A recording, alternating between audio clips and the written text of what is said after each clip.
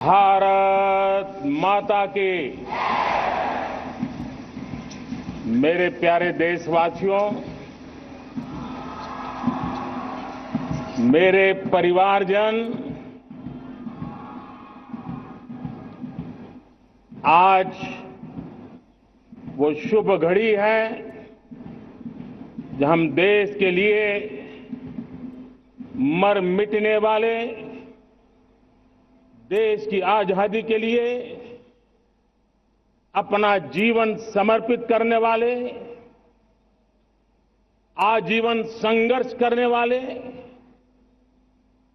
फांसी के तख्त पर चढ़कर के भारत मां की जय के नारे लगाने वाले अनगिनत आजादी के दीवानों को नमन करने का ये पर्व है। उनका पुण्य स्मरण करने का पर्व है। आजादी के दीवानों ने आज हमें आजादी के इस पर्व में स्वतंत्रता की सांस लेने के लिए सौभाग्य दिया है। यह देश उनका ऋणी है। ऐसे हर महापुरुष के प्रति हम अपना श्रद्धा भाव व्यक्त करते हैं। मेरे प्यारे देशवासियों, आज जो महानुभाव राष्ट्र रक्षा के लिए और राष्ट्र निर्माण के लिए पूरी लगन से, पूरी प्रतिबद्धता के साथ देश की रक्षा भी कर रहे हैं, देश को नई ऊंचाई पर ले जाने का प्रयास भी कर रहे हैं। चाहे वो हमारा किसान हो, हमारा जवान हो, हमारे नौजवानों का हौसला हो, हमारी माताओं बहनों का योगदान हो, दलित हो, पीड़ित हो, शोषित हो, वंचित हो, अभावों के बीच भी स्वतंत्रता के प्रति उसकी निष्ठा, लोकतंत्र के प्रति उसकी श्रद्धा, ये पूरे विश्व के लिए एक प्रेरक घटना है। मैं आज ऐसे सभी को आदरपूर्वक नमन करता हूं। प्यारे देशवासियों, इस वर्ष और पिछले कुछ वर्षों से प्राकृतिक आपदा के कारण हम सबकी चिंता बढ़ती चली जा रही है। प्राकृतिक आपदा में अनेक लोगों ने अपने परिवारजन खोए हैं, संपत्ति खोई है, राष्ट्र ने भी पारावार नुकसान भोगा है। मैं आज उन सब के प्रति अपनी संवेदना व्यक्त करता हूं और मैं उन्हें विश्वास दिलाता हूं कि यह देश इस संकट की घड़ी में उन सब के साथ खड़ा है। मेरे प्यारे देशवासियों, हम जरा आजादी के पहले के वो दिन याद करें। सैकड़ों साल की गुलामी, हर कालखंड संघर्ष का रहा। युवा हो, बुजुर्ग हो, किसान हो, महिला हो, आदिवासी हो,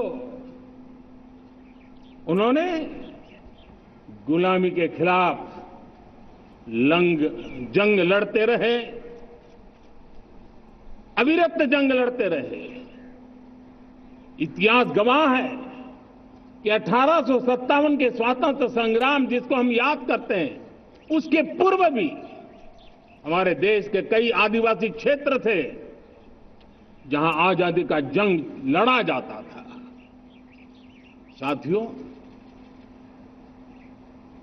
गुलामी का इतना लंबा कालखंड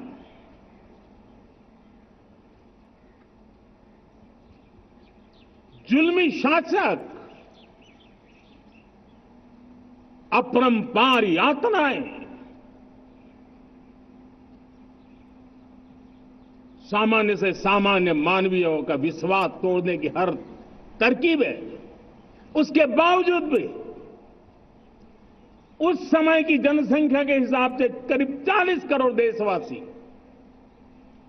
आजादी के पूर्व 40 करोड़ देशवासियों ने वो जज्बा दिखाया, वो सामर्थ्य दिखाया, वो एक सपना लेकर के चले, एक संकल्प लेकर के चलते रहे, जूझते रहे। एक ही स्वर था, वंदे मातरम। एक ही सपना था, भारत की आजादी का। 40 करोड़ देशवासियों ने, और हमें गर्व है कि हमारी रगों में उन्हीं का खून है। वो हमारे पूर्वज थे। सिर्फ 40 करोड़ लोगों ने दुनिया की महासत्ता को उखाड़ करके फेंक दिया था, गुलामी की जंजीरों को तोड़ दिया था। अगर हमारे पूर्वज, जिनका खून हमारी रगों में है, आज हम तो 140 करोड़ है।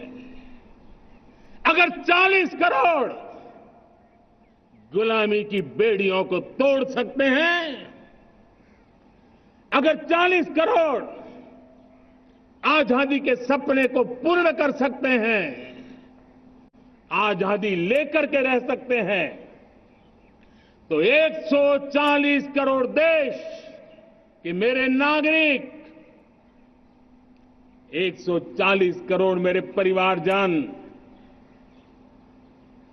अगर संकल्प लेकर के चल पड़ते हैं, एक दिशा निर्धारित करके चल पड़ते हैं, कदम से कदम मिलाकर, कंधे से कंधा मिलाकर अगर चल पड़ते हैं, तो चुनौतियां कितनी भी क्यों ना हो, अभाव की मात्रा कितनी ही तीव्र क्यों ना हो, संसाधनों के लिए जूझने की नौबत हो, तो भी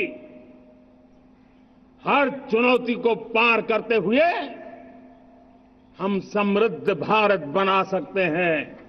हम 2047 विकसित भारत का लक्ष्य प्राप्त कर सकते हैं। अगर 40 करोड़ देशवासी अपने पुरुषार्थ से, अपने समर्पण से, अपने त्याग से, अपने बलिदान से आजादी दे सकते हैं, आजाद भारत बना सकते हैं, तो 140 करोड़ देशवासी उसी भाव से समृद्ध भारत भी बना सकते हैं। साथियों, वो एक समय था जब लोग देश के लिए मरने के लिए प्रतिबद्ध थे और आजादी मिली थी। आज ये समय है देश के लिए जीने की प्रतिबद्धता का। अगर देश के लिए मरने की प्रतिबद्धता आजादी दिला सकती है, तो देश के लिए जीने की प्रतिबद्धता समृद्ध भारत भी बना सकती है।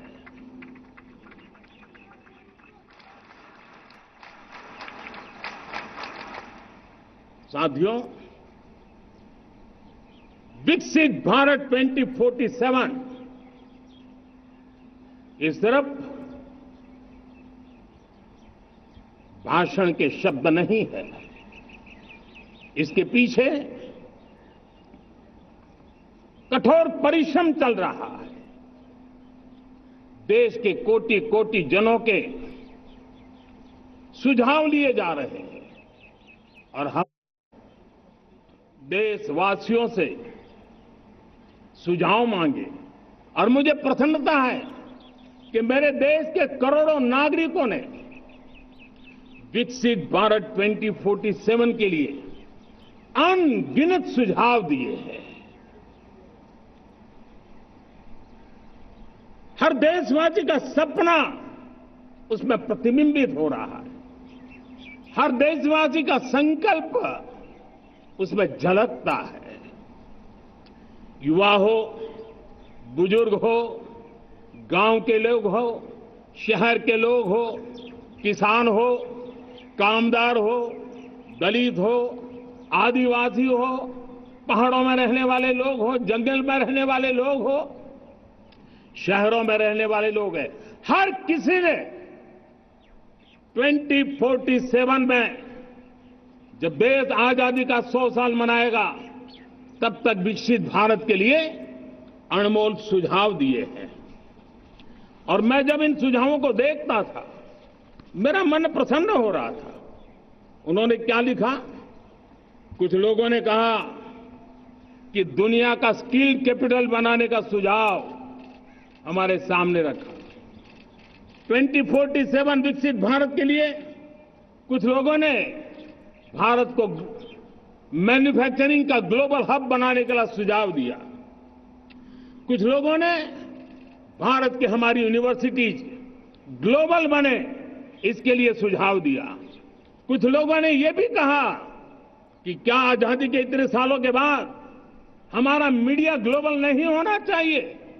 कुछ लोगों ने यह भी कहा कि हमारा स्किल्ड युवा विश्व की पहली पसंद बनना चाहिए।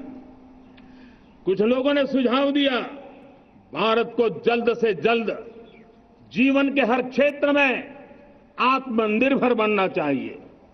कई लोगों ने सुझाव दिया कि हमारे किसान जो मोटा अनाज पैदा करते हैं, जिसको हम श्री अन्न कहते हैं, उस सुपर फूड को दुनिया के हर डाइनिंग टेबल पर पहुंचाना है।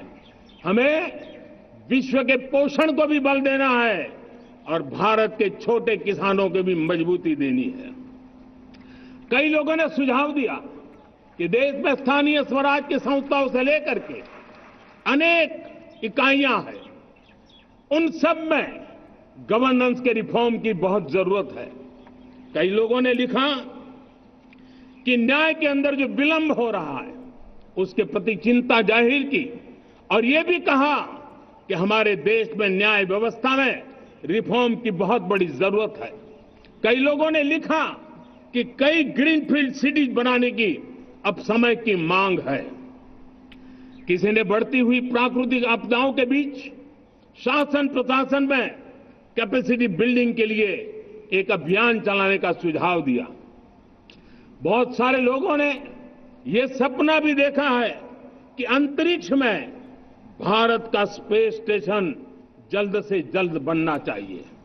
किसी ने कहा भारत की जो पारंपरिक ट्रेडिशनल मेडिसिन है, हमारी औषधि है, दुनिया जब आज होलिस्टिक हेल्थ केयर की तरफ जा रही है, तब हमें भारत की पारंपरिक औषधियां और वेलनेस हब के रूप में भारत को विकसित करना चाहिए।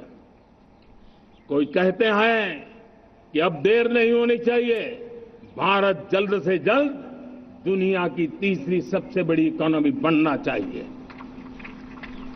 साथियों, मैं इसलिए पढ़ रहा था कि मेरे देशवासियों ने सुझाव दिए, मेरे देश के सामान्य नागरिक ने ये सुझाव हमें दिए हैं। मैं समझता हूं जब देशवासियों की इतनी विशाल सोच हो, देशवासियों के इतने बड़े सपने हो, देशवासियों की इन बातों में जब संकल्प झलकते हो, तब हमारे भीतर एक नया संकल्प दृढ़ बन जाता है, हमारे मन में आत्मविश्वास नई ऊंचाई पर पहुंच जाता है। और साथियों, देशवासियों का ये भरोसा सिर्फ कोई इंटेलेक्चुअल डिबेट नहीं है, ये भरोसा अनुभव से निकला हुआ है। ये विश्वास लंबे कालखंड के परिश्रम की पैदावार है और इसलिए देश का सामान्य मानव याद करता है जब लाल किले से कहा जाता है कि हिंदुस्तान के 18,000 गांवों में समय सीमा में बिजली पहुंचाएंगे और वो काम हो जाता है, तब भरोसा मजबूत हो जाता है। जब ये तय होता है कि आजादी के इतने सालों के बाद भी 2.5 करोड़ परिवार ऐसे हैं जहां बिजली नहीं है, वो अंधेरे में जिंदगी गुजारते हैं, 2.5 करोड़ घरों में बिजली पहुंच जाती है, तब सामान्य मानवीय का भरोसा बढ़ जाता है। जब लाल किले से स्वच्छ भारत की बात कही जाए, तब इस देश के अग्रिम पंक्ति में बैठे हुए लोग हो, गांव के लोग हो, गरीब बस्ती में रहने वाले लोग हो, छोटे छोटे बच्चे हो, हर परिवार के अंदर स्वच्छता का वातावरण बन जाए, स्वच्छता की चर्चा हो, स्वच्छता के संदर्भ में एक दूसरे को रोक टोकने का निरंतर प्रयास चलता रहे। मैं समझता हूं कि ये भारत के अंदर आई हुई नई चेतना का प्रतिबिंब है। जब देश के सामने लाल किले से कहा जाए कि आज हमारे परिवारों में 3 करोड़ परिवार ऐसे हैं जिनके घर में नल से जल मिलता है, आवश्यक है हमारे इन परिवारों को पीने का शुद्ध पानी पहुंचे। जल जीवन मिशन के तहत इतने कम समय में नए 12 करोड़ परिवारों को जल जीवन मिशन के तहत नल से जल पहुंच रहा है। आज 15 करोड़ परिवार इसके लाभार्थी बन चुके हैं। हमारे कौन लोग वंचित थे इन व्यवस्थाओं से? कौन पीछे रह गए थे? समाज के अग्रिम पंक्ति के लोग इसके लिए अभाव में नहीं जीते थे। मेरे दलित, मेरे पीड़ित, मेरे शोषित, मेरे आदिवासी भाई बहन, मेरे गरीब भाई बहन, मेरे झुग्गी झोपड़ी में जिंदगी गुजारने वाले लोग, वही तो इन चीजों के अभाव में जी रहे थे। हमने अनेक ऐसे प्राथमिक आवश्यकताओं की पूर्ति के लिए जो प्रयास किया और उसका परिणाम हमारे इन सारे समाज के बंधुओं को मिला है। हमने वोकल फॉर लोकल का मंत्र दिया। आज मुझे खुशी है कि वोकल फॉर लोकल ने अर्थतंत्र के लिए एक नया मंत्र बन गया है। हर डिस्ट्रिक्ट अपनी पैदावार के लिए गर्व करने लगा है। 1 डिस्ट्रिक्ट 1 प्रोडक्ट का माहौल बना है। अब 1 डिस्ट्रिक्ट 1 प्रोडक्ट को 1 डिस्ट्रिक्ट का 1 प्रोडक्ट एक्सपोर्ट कैसे हो, उस दिशा में हर जिले सोचने लगे हैं। रिन्यूएबल एनर्जी का संकल्प लिया था। G20 समूह के देशों ने जितना किया है उससे ज्यादा भारत ने किया है और भारत ने ऊर्जा के क्षेत्र में आत्मनिर्भर बनने के लिए, ग्लोबल वार्मिंग की चिंताओं से मुक्ति पाने के लिए हमने काम किया है।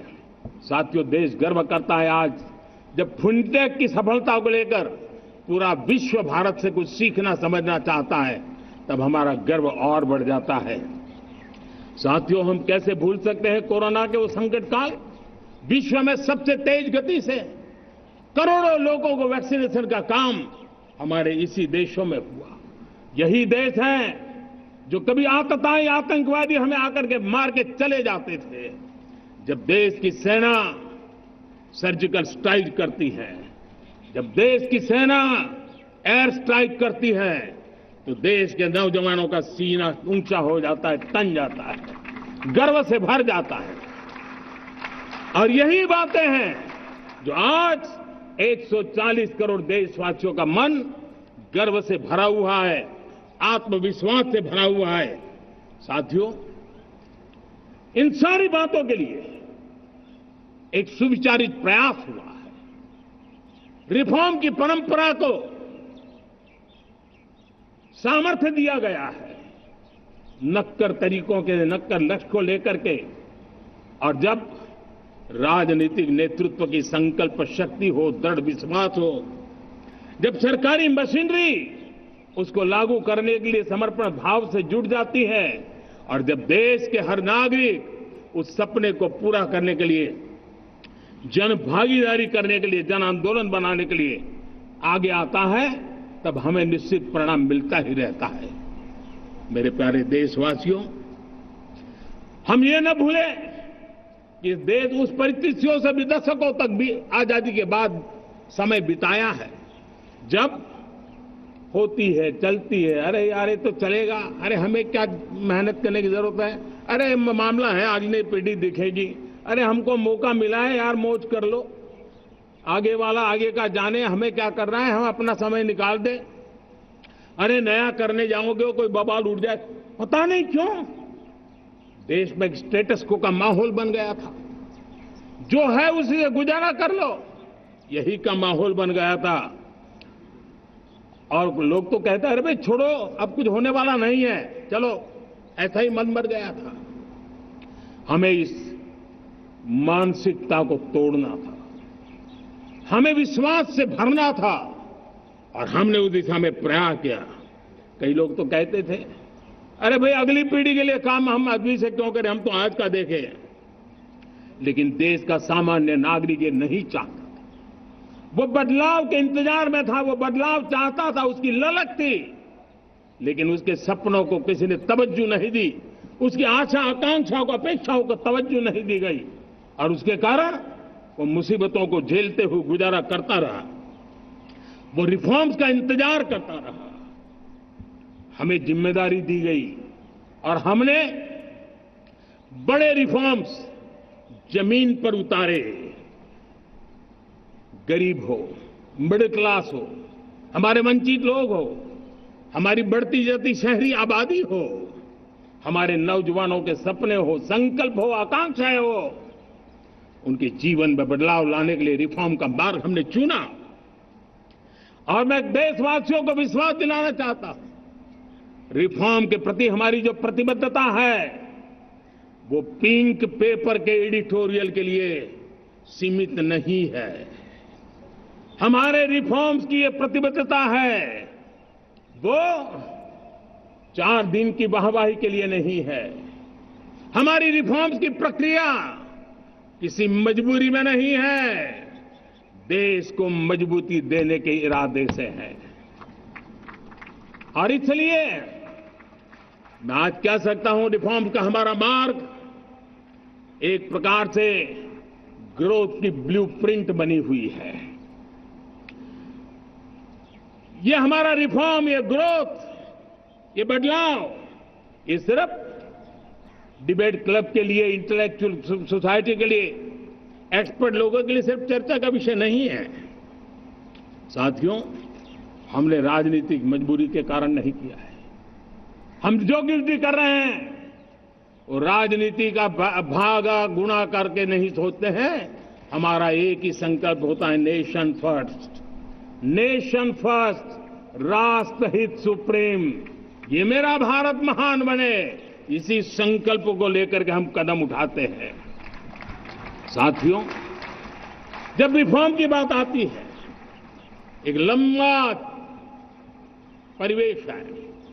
अगर मैं उसकी चर्चा में चला जाऊंगा तो शायद घंटों निकल जाएंगे, लेकिन मैं एक छोटा सा उदाहरण देना चाहता हूं। बैंकिंग क्षेत्र में जो रिफॉर्म हुआ, आप सोचिए बैंकिंग क्षेत्र का क्या हाल था। न विकास होता था, न विस्तार होता था, न विश्वास बढ़ता था। इतना ही नहीं, जिस प्रकार की कारनामे चले उसके कारण हमारे बैंक संकटों से गुजर रहे थे।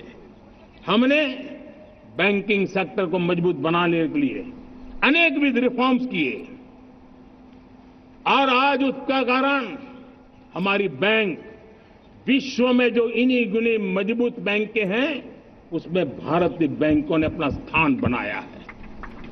और जब बैंक मजबूत होती है ना, तब फॉर्मल इकोनॉमी की ताकत भी बढ़ती है। जब बैंक की व्यवस्था बन जाती है, तब सामान्य, खास करके मध्यम वर्ग के परिवार की जो रिक्वायरमेंट होती है, उसको पूरा करने की सबसे बड़ी ताकत बैंकिंग सेक्टर में होती है। अगर उसको होम लोन चाहिए, उसको व्हीकल का लोन चाहिए, मेरे किसान को ट्रैक्टर के लिए लोन चाहिए, मेरे नौजवानों को स्टार्टअप के लिए लोन चाहिए, मेरे नौजवानों को कभी पढ़ने के लिए, एजुकेशन के लिए लोन चाहिए, किसी को विदेश जाने के लिए लोन चाहिए, ये सारी बातें उसे संभव होती है। मुझे तो खुशी है कि मेरे पशुपालक भी, मेरे मछली पालन करने वाले भाई बहन भी आज बैंकों से लाभ ले रहे हैं। मुझे खुशी है मेरे रेहड़ी पटरी वाले लाखों भाई बहन आज बैंक से साथ जुड़ करके अपनी नई ऊंचाइयों को प्राप्त कर रहे हैं और विकास की दिशा में वो भागीदार बन रहे हैं। हमारे एमएसएमईज, हमारे लघु उद्योग के लिए तो बैंक एक सबसे बड़ी सहायक होती है। उसको रोजमर्रा पैसों की जरूरत होती है अपने नित्य मर्जी पर प्रगति के लिए, और उस काम को हमारी मजबूत बैंकों के कारण संभव हुआ है। साथियों, दुर्भाग्य से हमारे देश में आजादी तो मिली, लेकिन लोगों को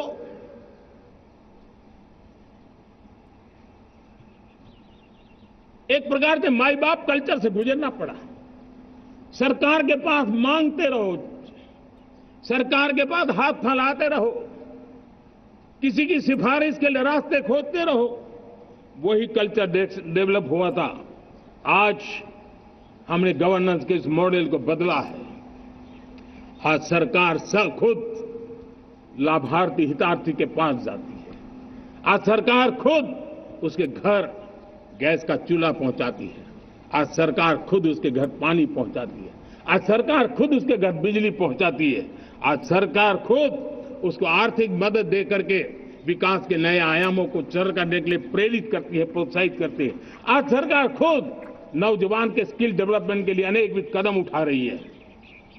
साथियों, बड़े रिफॉर्म्स के लिए हमारी सरकार बहुत ही प्रतिबद्ध है और हम इसी के द्वारा देश में प्रगति की राह को चुनना चाहते हैं। साथियों, देश में नई व्यवस्थाएं बन रही है। देश को आगे ले जाने के लिए अनेकविध नीतियों को, अनेकविध पॉलिसीज को निरंतर बनाया जाए और नए सिस्टम पर देश का भरोसा भी बढ़ता रहता है, निरंतर बढ़ता रहता है। आज जो 20-25 साल का नौजवान है, जो 10 साल पहले जब 12-15 साल की उम्र का नौजवान था, उसने अपनी आंखों के सामने ये बदलाव देखा है। 10 साल के भीतर भीतर उसके सपनों को आकार मिला है, धार मिली है और उसके आत्मविश्वास में एक नई चेतना जगी है और वही देश का एक नया सामर्थ्य के रूप में उभरना है। आज विश्व भर में भारत की साख बढ़ी है, भारत के प्रति देखने का नजरिया बदला है। आज विश्व में युवाओं के लिए संभावनाओं के द्वार खुले हैं। रोजगार के अनगिनत नए अवसर जो शायद आजादी के इतने सालों के बाद भी नहीं आए थे, वो आज उनके दरवाजे पर दस्तक दे रहे हैं। संभावनाएं बढ़ती गई हैं, नए मौके बन रहे हैं। मेरे देश के युवाओं को अब धीरे धीरे चलने का इरादा नहीं है। मेरा देश का नौजवान इंक्रीमेंटल प्रगति में विश्वास नहीं करता। मेरा देश का नौजवान छलांग मारने के मूड में है। वो छलांग मार के नई सिद्धियों को प्राप्त करने के मूड में है। मैं कहना चाहूंगा, भारत के लिए गोल्डन एरा है। वैश्विक परिस्थितियों की तुलना में भी देखें, ये गोल्डन एरा है। ये हमारा स्वर्णिम कालखंड है। मेरे प्यारे देशवासियों, ये अवसर हमें जाने नहीं देना है। ये मौका हमें जाने नहीं देना चाहिए और इसी मौके को पकड़ करके अपने सपने और संकल्पों को लेकर के चल पड़ेंगे तो हम देश की स्वर्णिम भारत की जो अपेक्षा और हमें विकसित भारत का 2047 का लक्ष्य हम पूरा करके रहेंगे। हम सदियों की बेड़ियों को तोड़ करके निकले हैं। आज टूरिज्म का क्षेत्र हो, एमएसएमई का क्षेत्र हो, एजुकेशन हो, हेल्थ सेक्टर हो, ट्रांसपोर्ट सेक्टर हो, खेती और किसानी का सेक्टर हो, हर सेक्टर में एक नया आधुनिक सिस्टम बन रहा है। हम विश्व की बेस्ट प्रैक्टिसेस को भी आगे देख रखते हुए हम हमारे देश की परिस्थितियों के अनुसार आगे बढ़ना चाहते हैं। हर सेक्टर में आधुनिकता की जरूरत है, नएपन की जरूरत है, टेक्नोलॉजी को जोड़ने की जरूरत है और हर सेक्टर में हमारी नई नीतियों के कारण इन सारे क्षेत्रों में एक नया सपोर्ट मिल रहा है, नई ताकत मिल रही है। हमारे सारे अवरोध हटे, हमारी बंदी से दूर हो, हम पूरे सामर्थ्य के साथ चल पड़े, खिल उठे, सपनों को पा करके रहे, सिद्धि को हम अपने निकट देखें, हम आत्मसात करें, उस दिशा में हम चलना है। अब आप देखिए कितना बड़ा बदलाव रहा है। मैं एकदम जमीनी स्तर की बात करूं, विमेन सेल्फ हेल्प ग्रुप आज 10 साल में हमारे 10 करोड़ बहनें वीमेन सेल्फ हेल्प ग्रुप में जुड़ी हैं। 10 करोड़ नई बहनें हैं। हमें गर्व हो रहा है कि हमारे सामान्य परिवार की गांव की 10 करोड़ महिलाएं आर्थिक रूप से आत्मनिर्भर बन रही हैं। और जब महिला आर्थिक रूप से आत्मनिर्भर बनती हैं, तब परिवार की निर्णय प्रक्रिया की हिस्सेदार बनती हैं। एक बहुत बड़ी सामाजिक परिवर्तन की गारंटी लेकर के आती है। मुझे गर्व है इस बात पर, लेकिन साथ साथ मुझे गर्व इस बात का भी है कि हमारे सीईओ आज दुनिया भर के अंदर अपनी धाक जमा रहे हैं। भारत के हमारे सीईओ विश्व भर में अपनी धाक जमा रहे हैं। हमारे लिए खुशी की बात है कि एक तरफ मेरे सीईओ दुनिया भर में नाम कमा रहे हैं, भारत का नाम बढ़ा रहे हैं, तो दूसरी तरफ विमेन सेल्फ हेल्प ग्रुप से 1 करोड़ मेरी सामान्य परिवार की माताएं बहनें लखपति दीदी बनती है।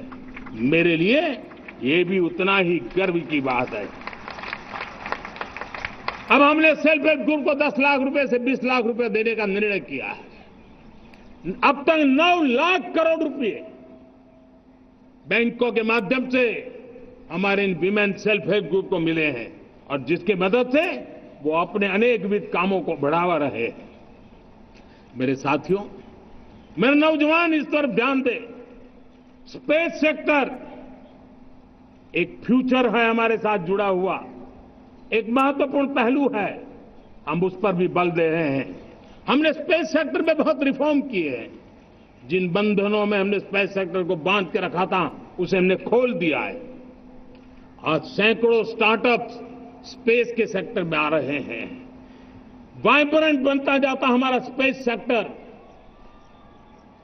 भारत को एक शक्तिशाली राष्ट्र बनाने का एक महत्वपूर्ण अंग है, और हम इसको दूर की सोच के साथ मजबूती दे रहे हैं। आज private satellite, private rocket launch हो रहे हैं। ये गर्व की बात है।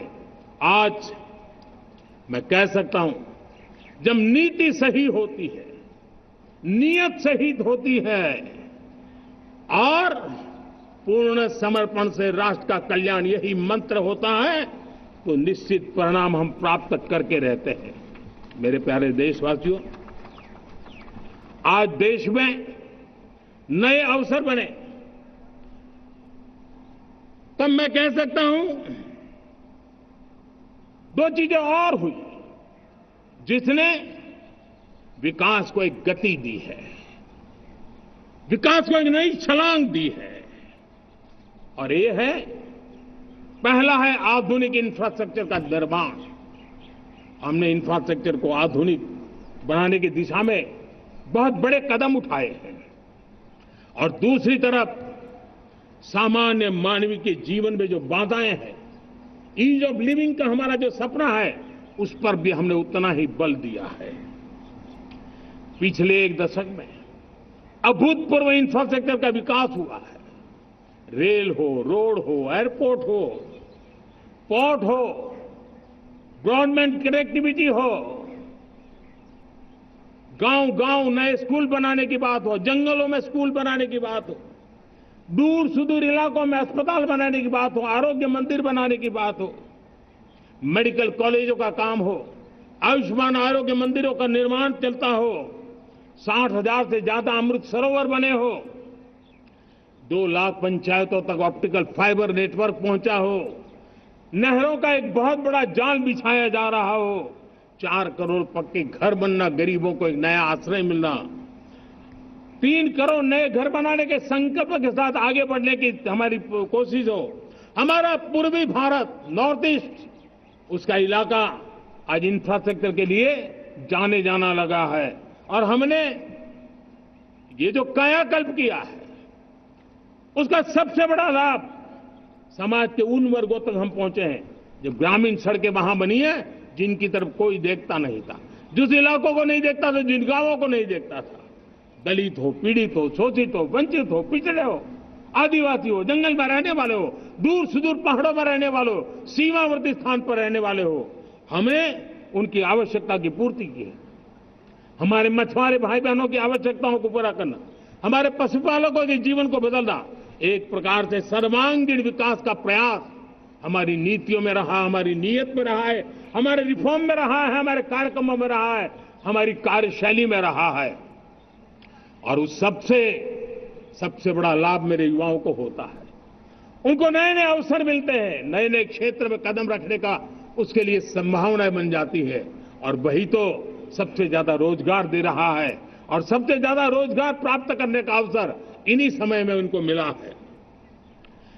हमारा जो मध्यम वर्गीय परिवार है, मध्यम वर्गीय परिवार को क्वालिटी ऑफ लाइफ, वो स्वाभाविक उसकी अपेक्षा रहती है।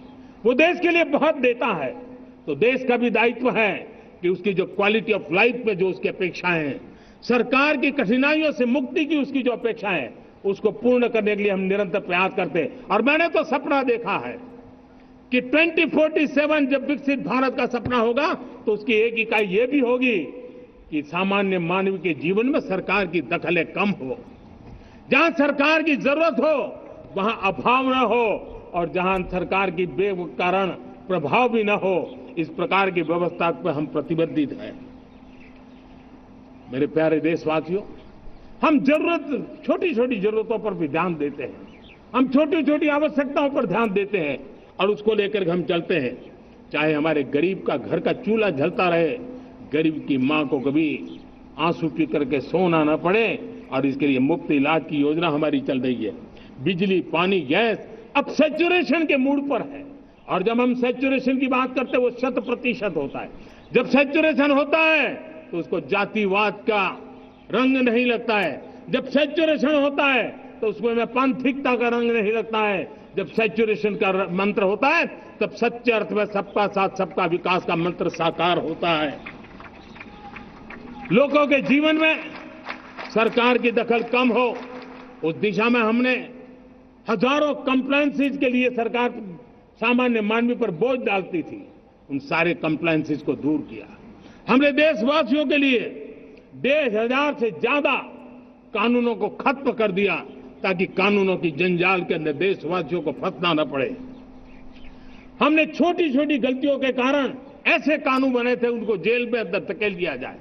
हमने उन छोटे छोटे कारणों से जेल जाने के जो परंपराएं थी, उन सारे कानूनों को नष्ट कर दिया, और उसको कानूनों को जेल भेजने के प्रावधान को व्यवस्था से बाहर कर दिया है।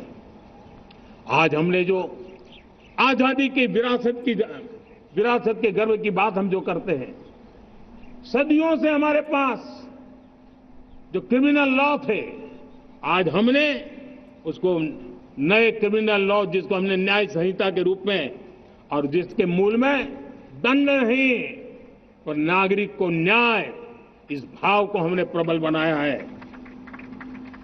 ईज ऑफ लिविंग बनाने के लिए देशव्यापी मिशन में काम करें। हर लेवल पर मैं सरकार के प्रतिनिधियों का आह्वान करता हूं।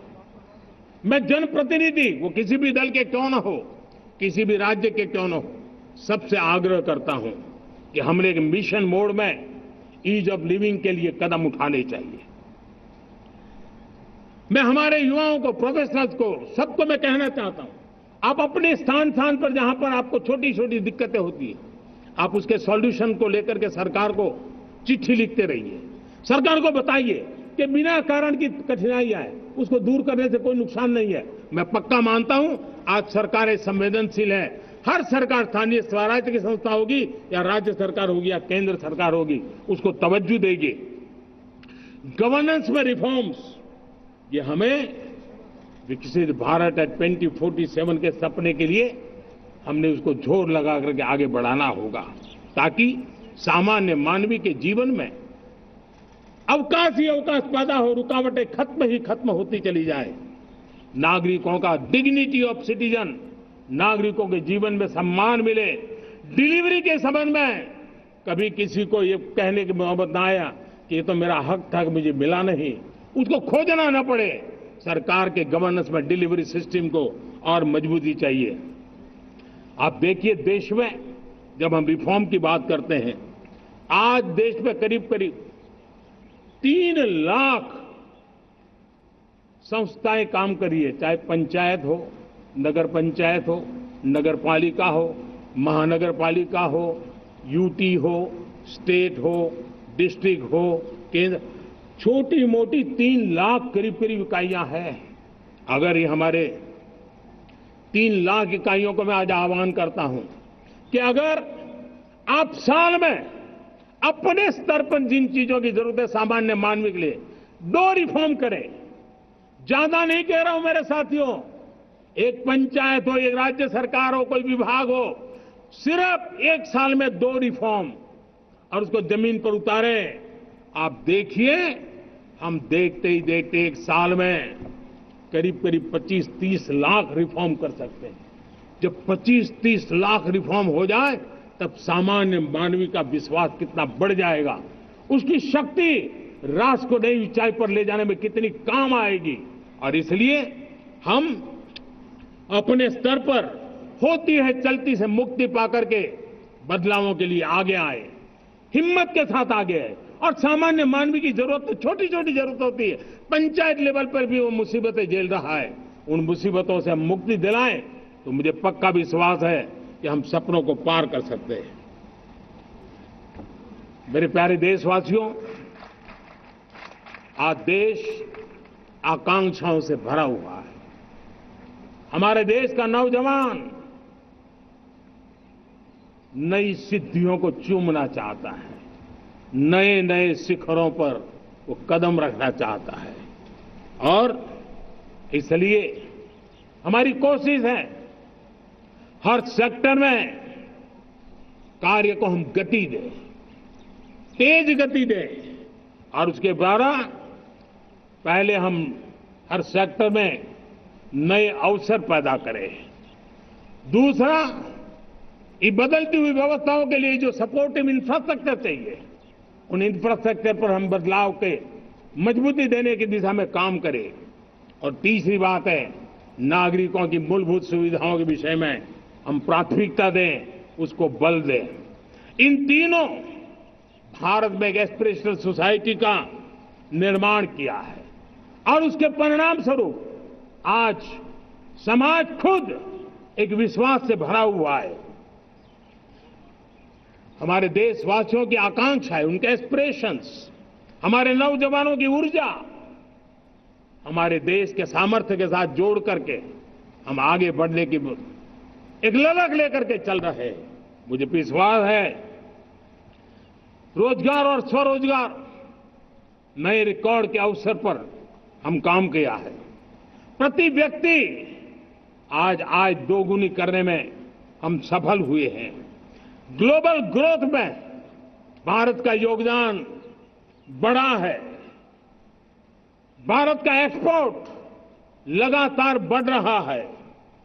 विदेशी मुद्रा भंडार लगातार बढ़ा हुआ है, पहले से 2 गुना पहुंचा है। ग्लोबल संस्थानों का भारत के प्रति भरोसा बढ़ा है। मुझे विश्वास है भारत की दिशा सही है, भारत की गति तेज है और भारत के सपनों में सामर्थ्य है। लेकिन इन सबके साथ संवेदनशीलता का हमारा मार्ग हमारे लिए ऊर्जा में एक नई चेतना भरता है। मम भाव हमारे कार्य की शैली है। समभाव भी चाहिए, मम भाव भी चाहिए, उसको लेकर के हम चल रहे हैं। साथियों, मैं जब कोरोना काल को याद करता हूं, कोरोना की वैश्विक महामारी के बीच सबसे तेजी से इकोनॉमी को बेहतर बनाने वाला कोई देश है तो वो देश भारत है। तब लगता है कि हमारी दिशा सही है। जब जात पात मत पंथ ऊपर उठकर हर घर तिरंगा फहराया जाता है, तब लगता है देश की दिशा सही है। आज पूरा देश तिरंगा है, हर घर तिरंगा है।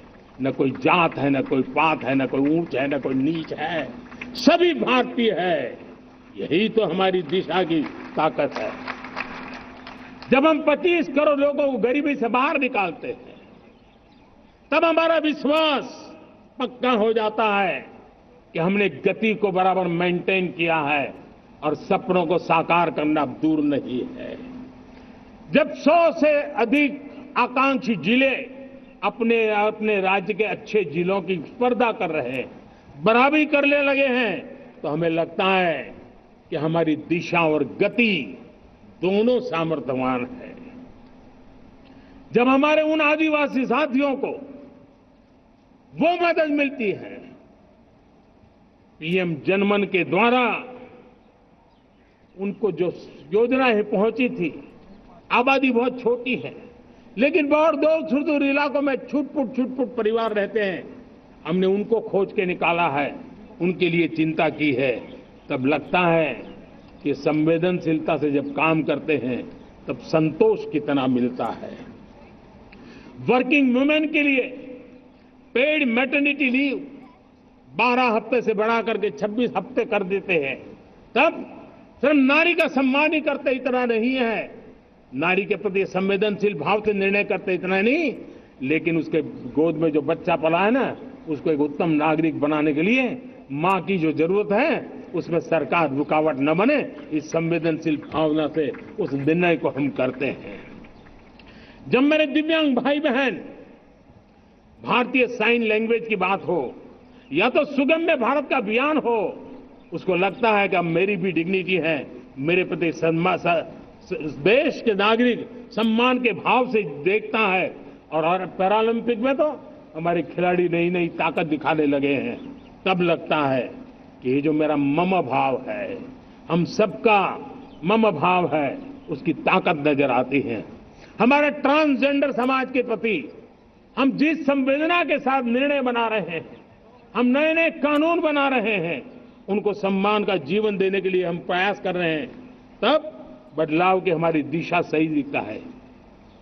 सेवा भाव से किए गए इन कामों का, जो त्रिविध मार्गों से हम चले हुए, इन कामों का एक सीधा सीधा लाभ आज उसके परिणाम के रूप में हमें नजर आ रहा है। 60 साल बाद लगातार तीसरी बार आपने हमें देश सेवा का मौका दिया है। मेरे 140 करोड़ देशवासी, आपने जो आशीर्वाद दिए हैं, उस आशीर्वाद में मेरे लिए एक ही संदेश है, जन जन की सेवा, हर परिवार की सेवा, हर क्षेत्र की सेवा, और सेवा भाव से समाज की शक्ति को साथ लेकर के विकास की नई ऊंचाइयों पर पहुंचना। 2047 विकसित भारत के सपने को लेकर के चलना, उसी एक संदेश को लेकर मैं आज लाल किले की प्राचीर से हमें आशीर्वाद देने के लिए मैं कोटि कोटि देशवासियों का सर झुका करके आभार व्यक्त करता हूं। मैं उनके प्रति नतमस्तक होता हूं और मैं उनको विश्वास दिलाता हूं कि हमें नई ऊंचाइयों को नए जोश के साथ आगे बढ़ना है।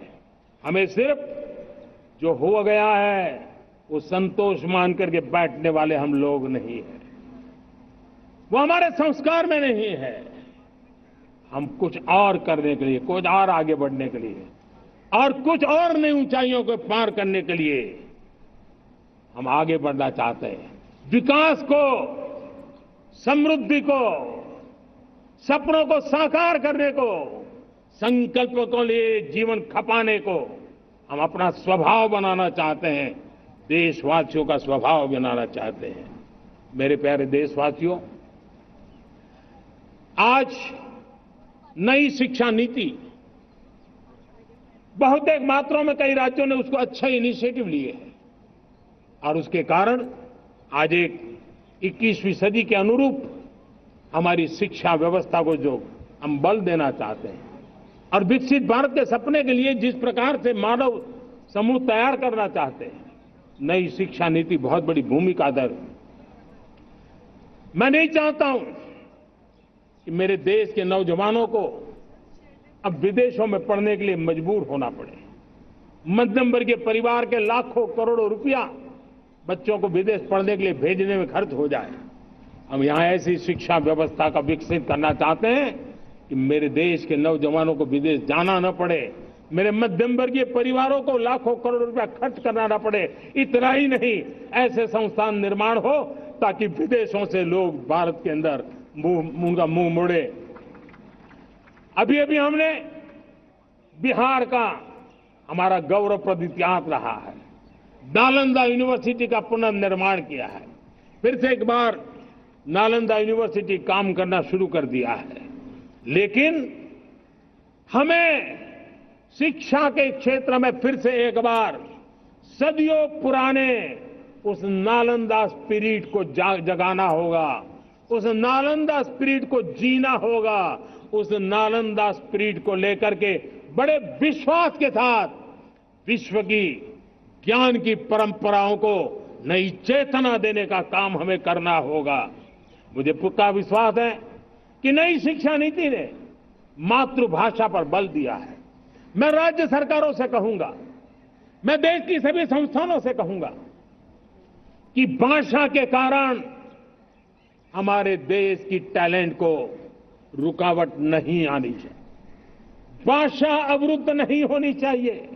मातृभाषा का सामर्थ्य हमारे देश के छोटे छोटे गरीब से गरीब मां के बेटे को भी सपने पूरा करने का ताकत देता है। और इसलिए हमने हमारी मातृभाषा में पढ़ाई, जीवन में मातृभाषा का स्थान, परिवार में मातृभाषा का स्थान, उसकी ओर हमें बल देना होगा। मेरे प्यारे देशवासियों, जिस प्रकार से आज विश्व का बदलाव नजर आ रहा है और तब जाकर के स्किल का महत्व बहुत बढ़ गया है और हम स्किल को और नई एक ताकत देना चाहते हैं। हम इंडस्ट्री 4.0 को ध्यान में रख करके हम स्किल डेवलपमेंट चाहते हैं। हम जीवन के हर क्षेत्र में, हम एग्रीकल्चर सेक्टर में भी कैपेसिटी बिल्डिंग करने के लिए स्किल डेवलपमेंट चाहते हैं। हम तो हमारा सफाई का क्षेत्र हो, उसमें भी एक नए स्किल डेवलपमेंट की ओर बल देना चाहते हैं। और हम स्किल इंडिया प्रोग्राम को बहुत व्यापक रूप से इस बार लेकर के आए हैं। बजट में भी इसका बहुत बड़ा, इस बजट में इंटर्नशिप को भी हमने बल दिया है ताकि हमारे नौजवानों को एक एक्सपीरियंस मिले, उनकी कैपेसिटी बिल्डिंग हो और बाजार में उनका ताकत दिखाई दे। उस प्रकार से मैं स्किल युवाओं को तैयार करना चाहता हूं। और जैसे कई बार, और दोस्तों, आज विश्व की परिस्थिति को देखते हुए मैं साफ साफ देख रहा हूं कि भारत का स्किल्ड मैन पावर जो है, हमारा स्किलफुल जो नौजवान है, वो ग्लोबल जॉब मार्केट में अपनी दमक बनाए। हम उस सपने को लेकर के आगे चल रहे हैं। साथियों, विश्व जिस तेजी से बदल रहा है, जीवन के हर क्षेत्र में साइंस और टेक्नोलॉजी का महत्व बढ़ता चला जाने वाला है। हमें साइंस को बहुत बढ़ देने की आवश्यकता है। और मैंने देखा, चंद्रयान की सफलता के बाद हमारे स्कूल कॉलेज के अंदर साइंस और टेक्नोलॉजी के प्रति एक नई रुचि का वातावरण बना है, नई दिलचस्पी बढ़ी है। तब हमारे शिक्षा संस्थानों ने ये जो मनोभाव बना है, उसको नर्चर करने के लिए आगे आना होगा। भारत सरकार ने भी रिसर्च के लिए सपोर्ट बढ़ा दिया है। हमने ज्यादा से ज्यादा चेयर स्थापित किए हैं। हमने नेशनल रिसर्च फाउंडेशन बना करके हमने उसको एक कानूनी परिवेश में ला करके स्थायी रूप से एक व्यवस्था विकसित की है ताकि रिसर्च को लेकर के निरंतर बल मिले और ये रिसर्च फाउंडेशन उस काम को करे। मेरे बड़े गर्व की बात है कि बजट में हमने 1 लाख करोड़ रुपया रिसर्च और इनोवेशन के लिए हमने देने का निर्णय किया है ताकि हमारे देश के नौजवान के पास जो आइडियाज है, उस आइडियाज को हम जमीन पर उतार पाएं। साथियों, आज भी हमारे देश में मेडिकल एजुकेशन के लिए हमारे बच्चे बाहर जा रहे हैं। वैसा कहा मैंने, वो ज्यादातर मध्यम वर्गीय परिवार के, उनके लाखों करोड़ों रुपए खर्च हो जाते हैं। और तब जाकर के हमने पिछले 10 साल में मेडिकल सीटों को करीब करीब 1 लाख कर दिया। आज मैं करीब करीब 25,000 युवा हर साल विदेश में मेडिकल एजुकेशन के लिए जाते हैं और ऐसे ऐसे देश में जाना पड़ रहा है, कभी कभी जो मैं सुनता हूं तो हैरान हो जाता हूं। और इसलिए हमने तय किया है कि अगले 5 साल में मेडिकल लाइन में 75,000 नई सीटें बनाई जाएगी। मेरे प्यारे देशवासियों, विकसित भारत 2047 वो स्वस्थ भारत भी होना चाहिए, और जब स्वस्थ भारत हो तो आज जो बच्चे हैं उनके पोषण पर आज से ही ध्यान देने की जरूरत है। और इसलिए हमने विकसित भारत की जो पहली पीढ़ी है उनकी तरफ विशेष ध्यान दे करके हमने पोषण का एक अभियान चला है। हमने राष्ट्रीय पोषण मिशन शुरू किया है, पोषण को हमने प्राथमिकता दी है। मेरे प्यारे देशवासियों, हमारी कृषि व्यवस्था को ट्रांसफॉर्म करना बहुत जरूरी है, समय की मांग है। हम सदियों से जिस परंपरा में दबे हुए हैं, जकड़े हुए हैं, उससे मुक्ति पानी होगी और हमारे किसानों को उसके लिए हम मदद भी दे रहे हैं। हम उसको ट्रांसफॉर्म करने की दिशा में लगातार काम करते आए हैं। आज आसान ऋण दे रहे हैं किसानों को, टेक्नोलॉजी की मदद दे रहे हैं। किसान जो पैदावार करता है उसको वैल्यू एडिशन के लिए हम काम कर रहे हैं, उसके लिए मार्केटिंग के लिए पूरा प्रबंध करते हैं ताकि उसको एंड टू एंड हर जगह पे हैंड होल्डिंग की व्यवस्था हो, उस दिशा में हम काम कर रहे हैं। आज जब धरती माता के प्रति सारा विश्व चिंतित है, जिस प्रकार से उर्वरक के कारण हमारी धरती माता की शहद दिनों दिन बिगड़ता जा रही है, हमारी धरती माता की उत्पादकता क्षमता खत्म होती चली जा रही है, कम होती चली जा रही है।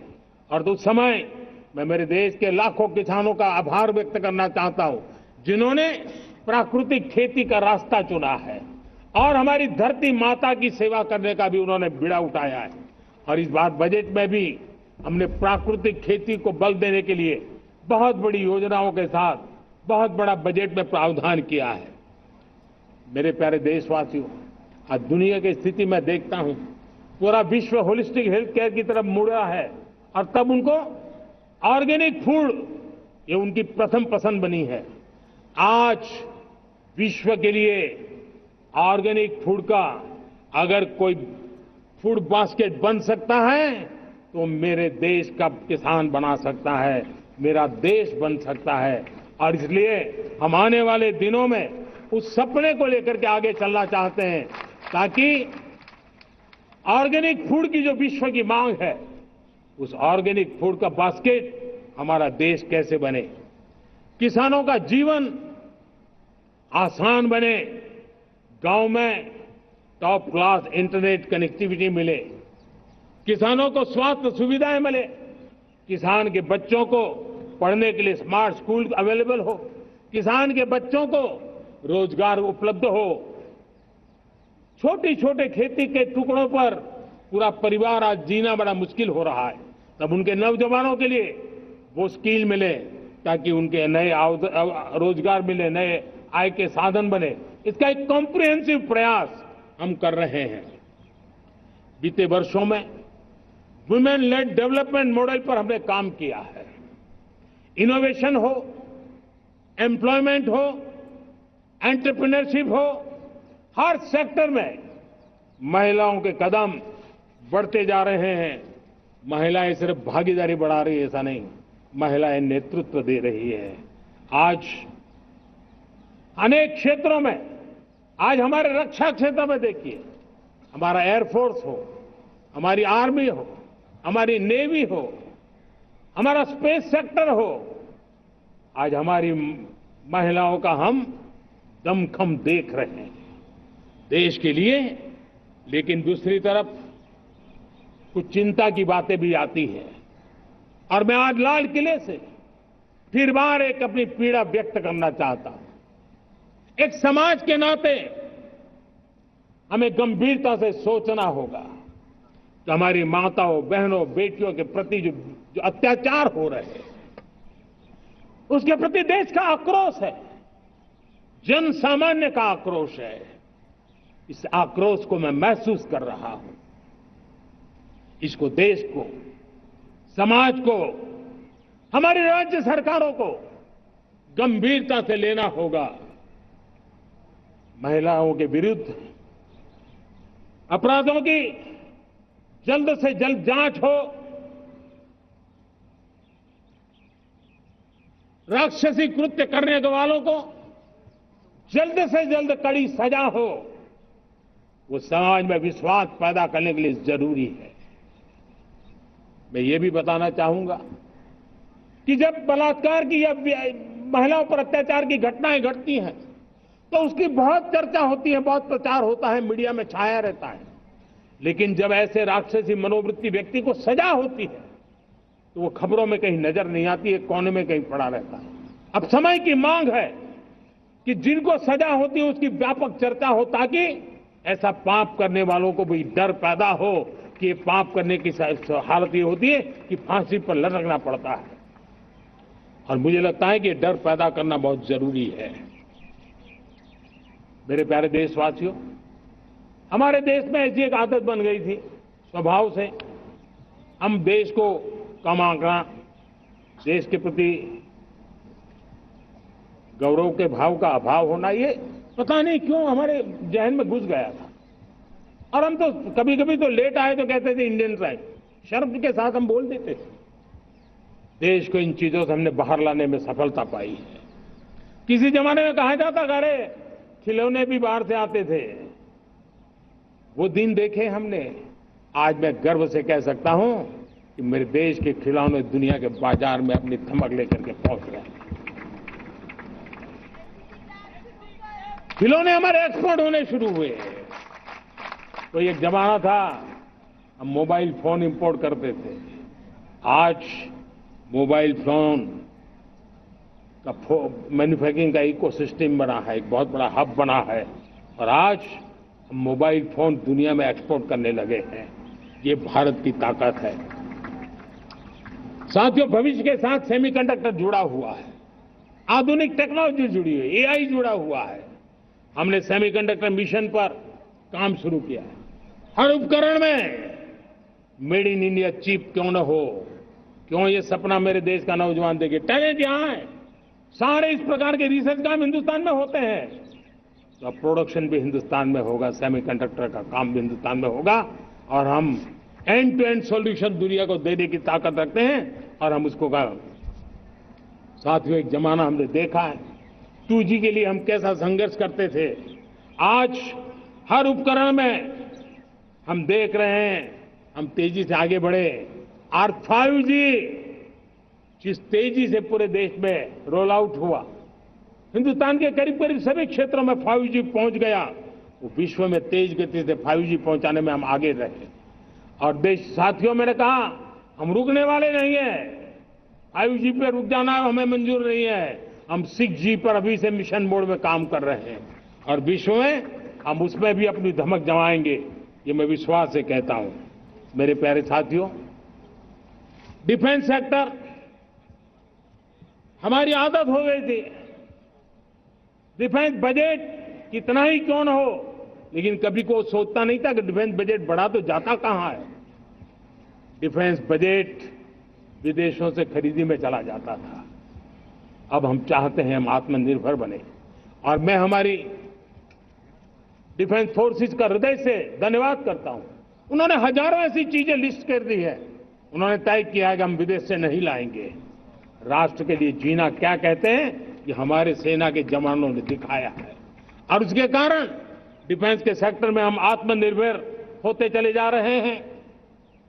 आज डिफेंस मैन्युफैक्चरिंग में भारत की पहचान बनी है, और मैं आज खुशी से कह सकता हूं कि जो देश कभी डिफेंस की हर छोटी मोटी चीज बाहर से लाता था, आज धीरे धीरे दुनिया के कई देशों में हम जो डिफेंस के इक्विपमेंट मैन्युफैक्चर कर रहे हैं वो हम एक्सपोर्ट करने लगे हैं। दुनिया में डिफेंस हब, मैन्युफैक्चरिंग हब के रूप में हम धीरे धीरे उभर रहे हैं।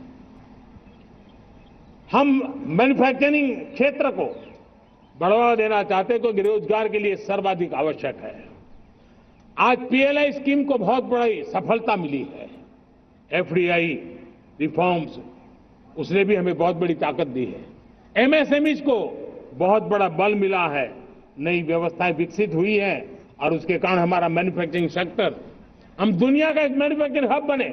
जिस देश के पास इतनी नौजवान शक्ति हो, जिस देश के अंदर ये सामर्थ्य हो, हम मैन्युफैक्चरिंग की दुनिया में भी इंडस्ट्री 4.0 में हम बहुत बड़ी ताकत के साथ आगे जाना चाहते हैं। और इसके लिए आवश्यक स्किल डेवलपमेंट, उस पर भी हमने बल दिया है। और स्किल डेवलपमेंट में भी हमने नए मॉडल तय किए हैं। हमने जन भागीदारी को जोड़ा है ताकि तुरंत रिक्वायरमेंट के अनुसार स्किल डेवलपमेंट हम कर सके। और मुझे विश्वास है, मैं लाल किले की प्राचीर से कह रहा हूं, वो दिन दूर नहीं होगा जो भारत इंडस्ट्रियल मैन्युफैक्चरिंग का हब होगा, दुनिया उसकी तरफ देखती होगी। आज विश्व की बहुत बड़ी कंपनियां भारत में निवेश करना चाहती हैं। ये चुनाव के बाद मैंने देखा, मेरे तीसरे कार्यकाल में जितने लोग मुझसे मिलने के लिए मांग कर रहे हैं वो ज्यादातर निवेशक लोग हैं, विश्व भर के निवेशक हैं। वो आना चाहते हैं, भारत में निवेश करना चाहते हैं। ये एक बहुत बड़ा गोल्डन अपॉर्चुनिटी है। मैं राज्य सरकारों से आग्रह करता हूं कि आप निवेशकों को आकर्षित करने के लिए स्पष्ट नीति निर्धारित कीजिए, गुड गवर्नेंस का आश्वासन दीजिए, लॉ एंड ऑर्डर सिचुएशन के लिए उनको भरोसा दीजिए। हर राज्य एक तंदुरुस्त स्पर्धा में आगे आए। राज्य के बीच निवेशकों को खींचने के लिए स्पर्धा होनी चाहिए, निवेशकों को लिए, ताकि उनके राज्य में निवेशक आएंगे, उनके राज्य के नौजवानों को स्थानीय रूप से अवसर मिलेगा, रोजगार का अवसर मिलेगा। नीतियों में परिवर्तन लाना चाहिए तो ग्लोबल रिक्वायरमेंट के अनुसार नीतियों को राज्यों ने परिवर्तित करना चाहिए। लैंड की आवश्यकता है तो राज्यों ने लैंड बैंक बनानी चाहिए। गुड गवर्नेंस सिंगल पॉइंट पर काम करने के लिए राज्य जितने प्रोएक्टिव होंगे, जितने ज्यादा प्रयास करेंगे, जो निवेशक आ रहे हैं वो कभी भी वापस नहीं जाएंगे। सिर्फ भारत सरकार से काम ये होता नहीं है, राज्य सरकारों की बहुत बड़ी आवश्यकता होती है, क्योंकि जो भी प्रोजेक्ट लगने वाला है उस राज्य में लगने वाला है, उसको हर राज्य के साथ रोजमर्रा का काम पड़ता है। और इसलिए मैं राज्यों से आग्रह करूंगा कि जब विश्व पूरा भारत की तरफ आकर्षित हो रहा है, विश्व पूरा भारत में निवेश करने के लिए प्रतिबद्ध हो रहा है, तब ये हमारा दायित्व बनता है कि हमारी पुरानी आदतें छोड़ करके स्पष्ट नीति के साथ हम आगे आए। देखिए, आपको परिणाम अपने राज्य में दिखाई देगा और आपका राज्य भी चमक उठेगा, ये मैं आपको विश्वास देता हूं। साथियों, भारत अपनी बेस्ट क्वालिटी के लिए पहचानी जाए, ये बहुत जरूरी है। अब विश्व के लिए हमें डिजाइन ऑफ इंडिया का क्षेत्र, डिजाइन इन इंडिया, इस पर हमने बल देना है। हमें कोशिश करनी है अब इंडियन स्टैंडर्ड इंटरनेशनल स्टैंडर्ड बनने चाहिए। इंडियन स्टैंडर्ड इंटरनेशनल स्टैंडर्ड बनेंगे तब हमारी हर चीज को सहजता से मोहर लग जाएगी और ये हमारे प्रोडक्शन की क्वालिटी पर निर्भर करेगा, हमारी सेवा की क्वालिटी पर निर्भर करेगा, हमारे अप्रोच की क्वालिटी पर निर्भर करेगा। और इसलिए हमें क्वालिटी पर बल देकर के आगे बढ़ना है। हमारे पास टैलेंट है, डिजाइन के क्षेत्र में हम दुनिया को बहुत कुछ नया दे सकते हैं। डिजाइन इन इंडिया, इस आह्वान को लेकर के हमें अब आगे चलना है। Design in India and design for the world, इस सपने को लेकर के चलना है। मैं देख रहा हूं गेमिंग की दुनिया का बहुत बड़ा मार्केट खड़ा हुआ है, लेकिन आज भी गेमिंग की दुनिया पर प्रभाव, खास करके उन खेलों को बनाने वाले लोग, प्रोडक्ट करने वाले लोग, विदेशी कमाई होती। भारत के पास बहुत बड़ी विरासत है, हम गेमिंग की दुनिया में बहुत नई टैलेंट को लेकर के आ सकते हैं। विश्व के हर बच्चे को हमारे देश की बनी हुई गेमिंग की ओर आकर्षित कर सकते हैं। मैं चाहता हूं कि भारत के बच्चे, भारत के नौजवान, भारत के आईटी प्रोफेशनल्स, भारत के एआई के प्रोफेशनल्स, वे गेमिंग की दुनिया को लीड करें। खेलने में नहीं, गेमिंग की दुनिया में हमारे प्रोडक्ट पूरे विश्व में पहुंचने चाहिए और पूरी दुनिया में हमारे एनिमेटर्स काम कर सकते हैं। एनिमेशन की दुनिया में हम अपनी दाग जमा सकते हैं। हम उस दिशा में काम करें। मेरे प्यारे देशवासियों, आज विश्व के अंदर ग्लोबल वार्मिंग, क्लाइमेट चेंज हर क्षेत्र में चिंता और चर्चा का विषय रहता है। भारत ने उस दिशा में काफी कदम उठाए हैं। हम विश्व को आश्वस्त करते रहे हैं और शब्दों से नहीं, अपने कार्यों से, प्राप्त परिणामों से हमने विश्व को आश्वस्त भी किया है और विश्व को आश्चर्यचकित भी किया है। हम ही हैं जिन्होंने सिंगल यूज प्लास्टिक पर प्रतिबंध लगाया है। हमने रिन्यूएबल एनर्जी पर विस्तार किया है। हमने रिन्यूएबल एनर्जी को एक नई ताकत दी है। आने वाले कुछ वर्षों में हम नेट जीरो फ्यूचर की ओर आगे बढ़ रहे हैं। मुझे याद है पेरिस अकॉर्ड में जिन देशों ने अपने लक्ष्य निर्धारित किए थे, आज मैं लाल किले की प्राचीर से मेरे देशवासियों की ताकत दुनिया को बताना चाहता हूं। G20 देश के समूह जो नहीं कर पाए, वो मेरे देश के नागरिकों ने करके दिखाया है। मेरे देशवासियों ने करके दिखाया है। हिंदुस्तान ने करके दिखाया है। पेरिस अकॉर्ड के अंदर जो टारगेट हमने तय किए थे, उन टारगेट को समय से पहले पूरा करने वाला G20 देशों के समूह में अगर कोई है तो एकमात्र मेरा हिंदुस्तान है, एकमात्र मेरा भारत है। और इसलिए गर्व होता है साथियों। रिन्यूएबल एनर्जी के टारगेट हमने पूरे, हम 2030 तक रिन्यूएबल एनर्जी को 500 गीगावाट तक ले जाने के लिए मकसद से काम किया। आप कल्पना कर सकते हैं कि कितना बड़ा लक्ष्य है। दुनिया के लोग सिर्फ 500 गीगावाट शब्द सुनते हैं ना, तो मेरी तरफ ऐसे ऐसे देखते हैं। लेकिन आज मैं विश्वास से कह रहा हूं देशवासियों को कि इस लक्ष्य को भी हम पूरा करके रहेंगे और ये मानव जाति की भी सेवा करेगा, हमारे भविष्य की भी सेवा करेगा, हमारे बच्चों के उज्जवल भविष्य की गारंटी बनेगा। हमने 2030 तक हमारी रेलवे को नेट जीरो एमिशन का लक्ष्य लेकर के हम चल रहे हैं। साथियों, पीएम सूर्यघर मुफ्त बिजली योजना उसको एक नई ताकत देने वाली है और ये बदलाव का फल मेरे देश के सामान्य परिवार को मिला, विशेष करके मेरे मध्यम वर्ग को मिलेगा जब उसका बिजली का बिल मुक्त हो जाएगा। इलेक्ट्रिक व्हीकल, उसकी मांग बढ़ती जा रही है। जब पीएम सूर्यघर योजना से वो बिजली उत्पादन करता है सूर्य से, तो उसका व्हीकल का प्रवास का खर्चा भी वो कम कर सकता है। साथियों, हम ग्रीन हाइड्रोजन मिशन लेकर के एक ग्लोबल हब बनना चाहते हैं।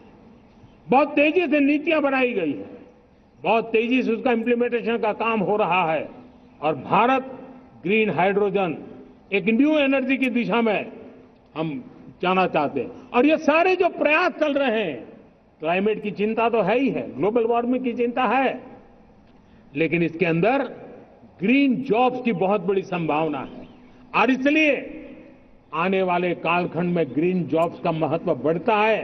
तो उसको सबसे पहले कैप्चर करने के लिए, मेरे देश के नौजवानों को अवसर देने के लिए और ग्रीन जॉब्स के लिए एक बहुत बड़ा क्षेत्र को बढ़ावा दे रहे हैं। मेरे प्यारे देशवासियों, आज हमारे साथ इस तिरंगे झंडे के नीचे वो नौजवान बैठे हैं जिन्होंने ओलंपिक की दुनिया में भारत का परचम लहराया। मैं मेरे देश के सभी एथलीट्स को, मेरे देश के सभी खिलाड़ियों को 140 करोड़ देशवासियों की तरफ से बधाई देता हूं और हम नए सपने, नए संकल्प, अत्यंतिक पुरुषार्थ के साथ नए लक्ष्यों को हासिल करने के लिए आगे बढ़ेंगे। ऐसा मैं विश्वास के साथ उनको शुभकामनाएं भी देता हूं। आने वाले कुछ दिनों में भारत के एक बहुत बड़ा दस्ता पैरालंपिक के लिए पेरिस जाने के लिए रवाना होगा। मैं मेरे सभी पैरालंपिक खिलाड़ियों को भी हृदय से बहुत बहुत शुभकामनाएं देता हूं। साथियों, भारत ने G20 को ऑर्गेनाइज किया। हिंदुस्तान के अनेक शहरों में ऑर्गेनाइज किया, 200 से ज्यादा इवेंट किए। पूरे विश्व में G20 का इतना बड़ा व्याप, इतना बड़ा कार्यक्रम कभी नहीं हुआ, इस बार हुआ। इसने एक बात सिद्ध कर दी है कि भारत में बड़े से बड़े कार्यक्रम ऑर्गेनाइज करने की ताकत है।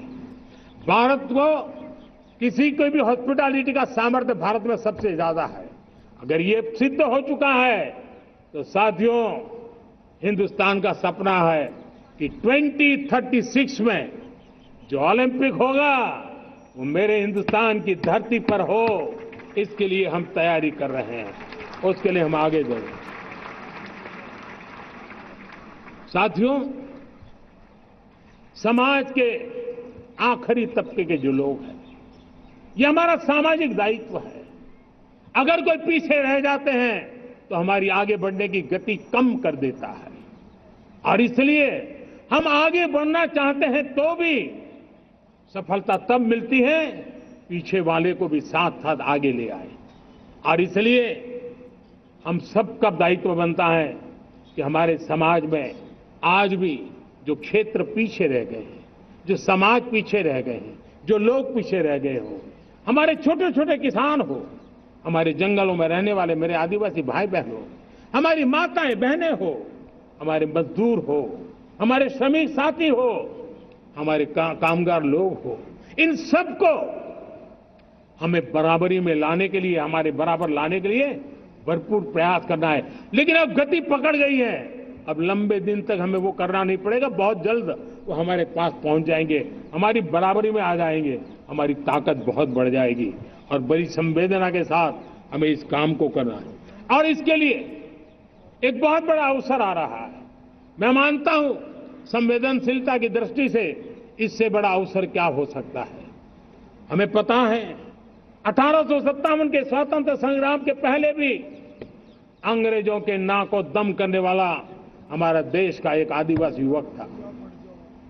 20-22 साल की उम्र में उसने अंग्रेजों के नाक को दम ला दिया था, जिसको आज भगवान बिरसा मुंडा के रूप में लोग पूजा करते हैं। भगवान बिरसा मुंडा की 150वीं जयंती आ रही है। ये हम सबके लिए प्रेरणा का कारण बने। समाज के प्रति छोटा सा छोटा व्यक्ति भी देश के लिए कैसी जज्बात रखता है, उससे बड़ी प्रेरणा भगवान बिरसा मुंडा से अधिक कौन हो सकता है। आइए हम भगवान बिरसा मुंडा की 150वीं जयंती जब मनाएं, संवेदनशीलता का हमारा व्याप बढ़े, समाज के प्रति हमारा ममभाव बने। हम समाज के हर व्यक्ति को, गरीबों को, दलित को, पिछड़ों को, आदिवासियों को, हर एक को हम अपने साथ लेकर के चले। इस संकल्प को लेकर के चलना है। मेरे प्यारे देशवासियों, हम संकल्प के साथ तो बढ़ तो रहे हैं, बहुत आगे बढ़ रहे हैं, लेकिन ये भी सच है कि कुछ लोग होते हैं जो प्रगति देख नहीं सकते। कुछ लोग होते हैं जो भारत का भला सोच नहीं सकते हैं। जब तक खुद का भला न हो तब तक उनको किसी का भला अच्छा नहीं लगता है। ऐसी विकृत मानसिकता से भरे हुए लोगों की कमी नहीं होती है। देश को ऐसे लोगों से बचना होगा। वे निराशा की गर्त में डूबे हुए लोग हैं। ऐसे मुट्ठी भर निराशा की गर्त में डूबे हुए लोग जब उनके गोद में विकृति पलती है तब वो विनाश का कारण बन जाती है, सर्वनाश का कारण बन जाती है, एनार्की का मार्ग ले लेती है, और तब देश को इतनी बड़ी हानि हो जाती है जिसकी भरपाई करने में हमें नए सिरे से मेहनत करनी पड़ती है। इसलिए ऐसे जो छुटपुट निराशावादी तत्व होते हैं, वो सिर्फ निराशा इतना नहीं है, उनकी गोद में विकृति पल रही है। ये विकृति विनाश के, सर्वनाश के सपने देख रही है, ताने बाने जोड़ने की प्रयासों में लगी हुई है। देश को इसे समझना होगा। लेकिन मैं देशवासियों को कहना चाहता हूं, कि हम हमारी नेक नीयत से, हमारी ईमानदारी से, राष्ट्र के प्रति हमारे समर्पण से हम सारी परिस्थितियों के बावजूद भी विपरीत मार्ग पर जाने वालों के लिए भी उनके भी दिल जीत करके हम देश को आगे बढ़ने के हमारे संकल्प में कभी भी पीछे नहीं हटेंगे, ये मैं विश्वास दिलाना चाहता हूं। साथियों, चुनौतियां हैं, अनगिनत चुनौतियां हैं। चुनौतियां भीतर भी हैं, चुनौतियां बाहर भी हैं। और जैसे जैसे हम ताकतवर बनेंगे, जैसे जैसे हमारा तवज्जो बढ़ेगा, तो चुनौतियां भी बढ़ने वाली हैं। बाहर की चुनौतियां और बढ़ने वाली है और मुझे उसका भली भांति अंदाज है। लेकिन मैं ऐसी शक्तियों को कहना चाहता हूं, भारत का विकास किसी के लिए संकट लेकर के नहीं आता। हम विश्व में समृद्ध थे तब भी हमने कभी दुनिया को युद्ध में नहीं झोंका है। हम बुद्ध का देश है, युद्ध हमारी राह नहीं है। और इसलिए विश्व चिंतित न हो भारत के आगे बढ़ने से। मैं विश्व समुदाय को विश्वास दिलाता हूं कि आप भारत के संस्कारों को समझिए, भारत के हजारों साल के इतिहास को समझिए। आप हमें संकट मत मानिए, आप उन तरकीबों से न जुड़िए जिसके कारण पूरी मानव जात का कल्याण करने का सामर्थ्य जिस भूमि में है उस भूमि को ज्यादा मेहनत करनी पड़े। लेकिन फिर भी मैं देशवासियों को कहना चाहता हूं, चुनौतियां कितनी ही क्यों न हो, चुनौती को चुनौती देना ये हिंदुस्तान की फितरत में है।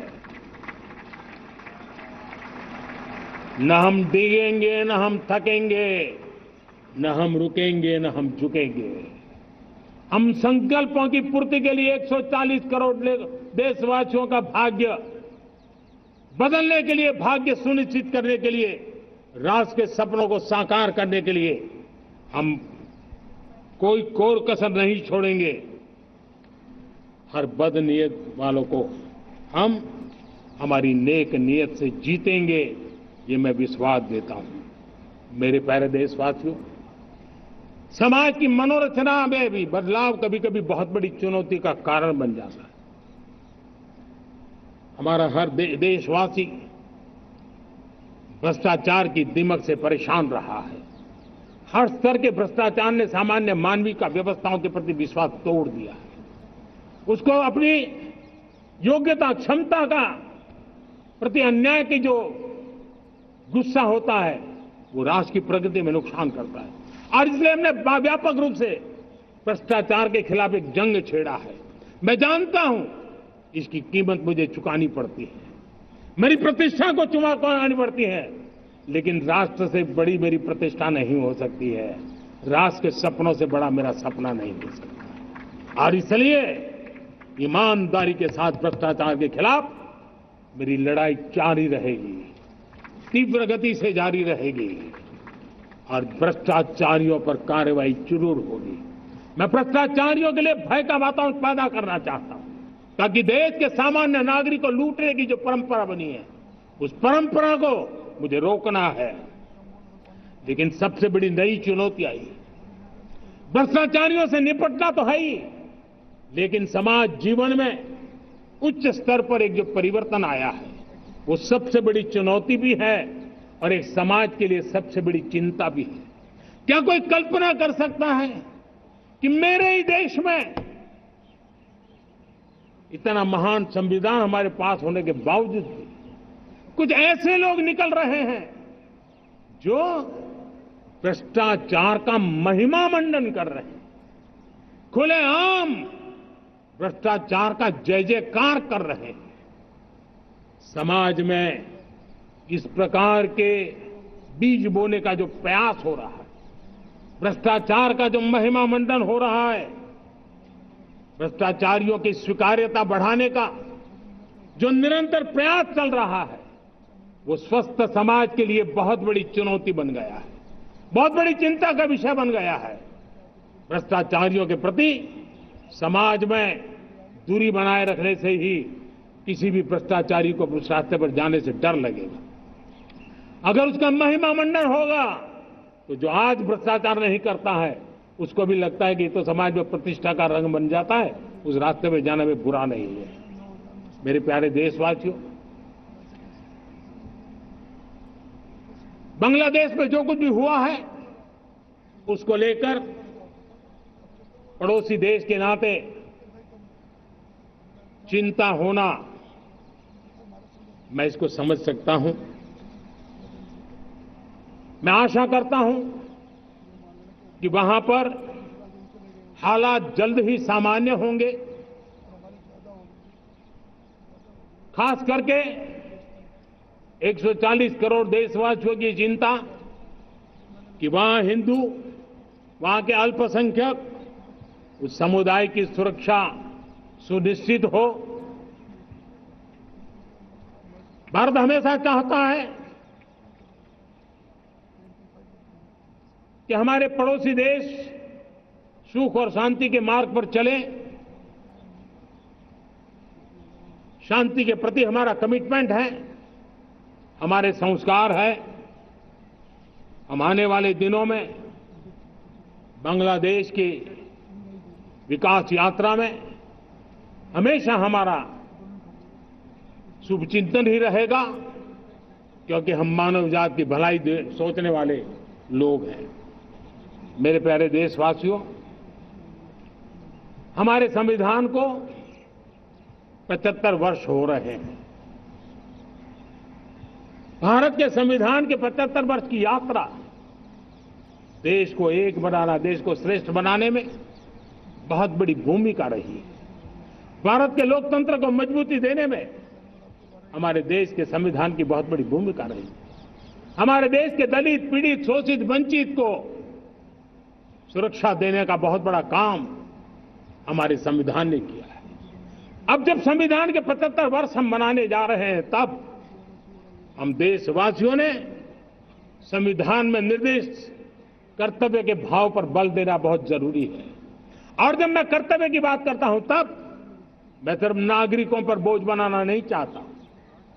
कर्तव्य केंद्र सरकार के भी है, कर्तव्य केंद्र सरकार के हर मुलाजिम के भी है, कर्तव्य राज्य सरकारों के भी है, राज्य सरकार के हर मुलाजिम के हैं, कर्तव्य हर स्थानीय स्वराज संस्था के हैं, चाहे पंचायत हो, नगर पालिका हो, महानगर पालिका हो, तहसील हो, जिला हो, हर किसी के कर्तव्य है। लेकिन साथ साथ 140 करोड़ देशवासियों की कर्तव्य है। अगर हम सब मिल करके अपने कर्तव्यों का निर्वाह करेंगे तो हम अपने आप औरों के अधिकारों की रक्षा करने के लिए निमित्त बनेंगे। और जब कर्तव्य का पालन होता है तब अधिकारों की रक्षा निहित होती है, उसके लिए कोई अलग से प्रयास करने की जरूरत नहीं पड़ जाती है। मैं चाहता हूं कि हमारे इस भाव को लेकर के हम चलेंगे, हमारा लोकतंत्र भी मजबूत होगा, हमारा सामर्थ्य और बढ़ेगा और हम एक नई शक्ति के साथ आगे बढ़ेंगे। मेरे प्यारे देशवासियों, हमारे देश में सुप्रीम कोर्ट ने बार बार यूनिफॉर्म सिविल कोड को लेकर जो चर्चा की है, अनेक बार आदेश दिए हैं, क्योंकि देश का एक बहुत बड़ा वर्ग मानता है और उसमें सच्चाई भी है कि जिस सिविल कोड को हम लेकर के जी रहे हैं वो सिविल कोड सचमुच में तो एक प्रकार का कम्युनल सिविल कोड है, भेदभाव करने वाला सिविल कोड है। ऐसे सिविल कोड से जब संविधान के 75 वर्ष मना रहे हैं और संविधान की भावना भी जो हमें कहती है करने के लिए, देश की सुप्रीम कोर्ट भी हमें कहती है करने के लिए, और तब जो संविधान निर्माताओं का सपना था उस सपने को पूरा करना हम सबका दायित्व है।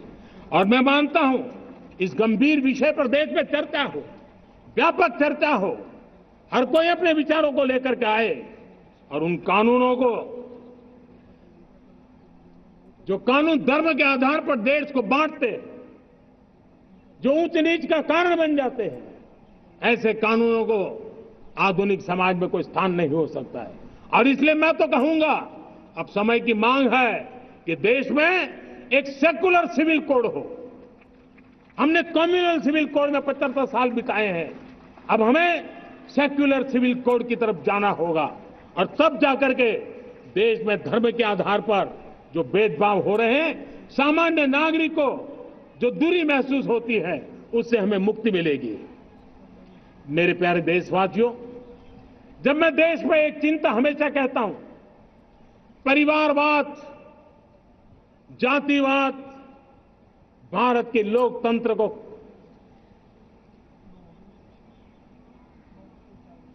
बहुत नुकसान कर रहा है।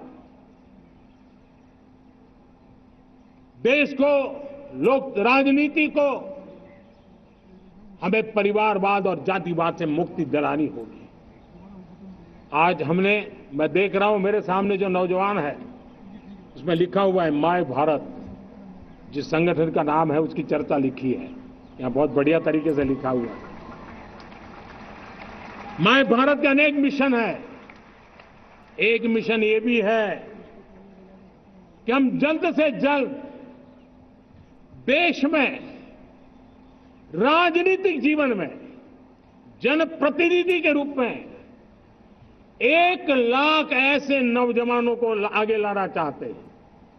शुरुआत में 1 लाख नौजवानों को आगे लाना चाहते हैं, जिनके परिवार में किसी का भी कोई राजनीतिक बैकग्राउंड न हो, जिसके माता पिता, भाई बहन, चाचा, मामा, मामी कभी भी राजनीति में नहीं रहे, किसी भी पीढ़ी में नहीं रहे, ऐसे होनहार नौजवानों को फ्रेश ब्लड 1 लाख, चाहे वो पंचायत में आए, चाहे नगर पालिका में आए, चाहे जिला परिषदों में आए, चाहे विधानसभा में आए, लोकसभा में आए, 1 लाख नए नौजवान, कोई भी प्रकार का पूर्व का राजनीतिक इतिहास उनके परिवार का ना हो, ऐसे फ्रेश लोग राजनीति में आए ताकि जातिवाद से मुक्ति मिले, परिवारवाद से मुक्ति मिले, लोकतंत्र को समृद्धि मिले। और जरूरी नहीं है कि एक दल में जाए, उनको जो पसंद हो उस दल में जाए, उस दल में जाकर के वो जनप्रतिनिधि बनकर के आगे आए। देश तय करके चले कि आने वाले दिनों में 1 लाख ऐसे नौजवान जो परिवार राजनीति से दूर दूर का संबंध नहीं है, ऐसे फ्रेश ब्लड आएंगे तो सोच भी नहीं आएगी, सामर्थ्य भी नहीं आएगा, लोकतंत्र समृद्ध होगा। और इसलिए हमें इस दिशा में आगे होना है। और मैं चाहूंगा कि देश ने बार बार चुनाव इस देश की प्रगति में रुकावट बन रहे हैं, गतिरोध पैदा कर रहे हैं। आज कोई भी योजना को चुनाव के साथ जोड़ देना आसान हो गया है, क्योंकि हर 3 महीने 6 महीने कहीं न कहीं चुनाव चल रहा है। कोई भी योजना जाहिर करोगे आप तो मीडिया में देखेंगे, चुनाव आया तो फलाना हो गया, चुनाव आया तो फलाना हो गया। हर काम को चुनाव के रंग से रंग दिया गया है और इसलिए देश में व्यापक चर्चा हुई है। सभी राजनीतिक दलों ने अपने विचार रखे हैं। एक कमेटी ने बहुत बढ़िया अपना रिपोर्ट तैयार किया है। 1 नेशन 1 इलेक्शन के लिए देश को आगे आना होगा। मैं लाल किले से तिरंगे की साक्षी में देश के राजनीतिक दलों से आग्रह करता हूं, देश के संविधान को समझने वाले लोगों से आग्रह करता हूं कि भारत की प्रगति के लिए, भारत के संसाधनों का सर्वाधिक उपयोग जन सामान्य के लिए हो, उसके लिए 1 नेशन 1 इलेक्शन के सपने को साकार करने के लिए हमें आगे आना चाहिए। मेरे प्यारे देशवासियों, भारत का स्वर्णिम कालखंड है। 2047 विकसित भारत, ये हमारी प्रतीक्षा कर रहा है। बाधाएं, रुकावटें, चुनौतियां, उसको परास्त करके एक दृढ़ संकल्प के साथ ये देश चलने के लिए प्रतिबद्ध है। और साथियों, मैं साफ देख रहा हूं, मेरे विचारों में कोई झिझक नहीं है, मेरे सपनों के सामने कोई पर्दा नहीं है। मैं साफ साफ देख सकता हूं कि यह देश 140 करोड़ देशवासियों के परिश्रम से, हमारे पूर्वजों का खून हमारी रगों में है। अगर वो 40 करोड़ लोग आजादी के सपनों को पूर्ण कर सकते हैं तो 140 करोड़ देशवासी समृद्ध भारत के सपने को साकार कर सकते हैं। 140 करोड़ देशवासी विकसित भारत के सपने को साकार कर सकते हैं। और मैंने पहले भी कहा था कि मेरे तीसरे टर्म में देश तीसरी इकोनॉमी तो बनेगा ही, लेकिन मैं 3 गुना काम करूंगा, 3 गुना तेज गति से काम करूंगा, 3 गुना व्यापकता से काम करूंगा, ताकि देश के लिए जो सपने हैं वो बहुत निकट में पूरे हो। मेरा हर पल देश के लिए है, मेरा हर क्षण देश के लिए है, मेरा कण कण सिर्फ और सिर्फ मां भारती के लिए है। और इसलिए 24/7 फॉर 2047 इस प्रतिबद्धता के साथ आइए मैं देशवासियों का आह्वान करता हूं। हमारे पूर्वजों ने जो सपने देखे थे, उन सपनों को हम संकल्प बनाए, अपने सपनों को जोड़े, अपने पुरुषार्थ को जोड़े और 21वीं सदी जो भारत की सदी है, उस सदी में स्वर्णिम भारत बना के रहें, उसी सदी में हम विकसित भारत बना के रहें और उन सपनों को पूरा करते हुए आगे बढ़े। और स्वतंत्र भारत में 75 साल की यात्रा के बाद एक नए मुकाम पर बढ़ रहा है, तब हम कोई कोर कसर न छोड़े। और मैं आपको विश्वास दिलाता हूं, आपने मुझे जो दायित्व दिया है, मैं कोई कोर कसर नहीं छोड़ूंगा। मैं मेहनत में कभी पीछे नहीं रहूंगा, मैं साहस में कभी कतराता नहीं हूं, मैं चुनौतियों से कभी टकराते से डरता नहीं हूं। क्यों? क्योंकि मैं आपके लिए जीता हूं, मैं आपके भविष्य के लिए जीता हूं, मैं आप भारत माता के उज्जवल भविष्य के लिए जी रहा हूं।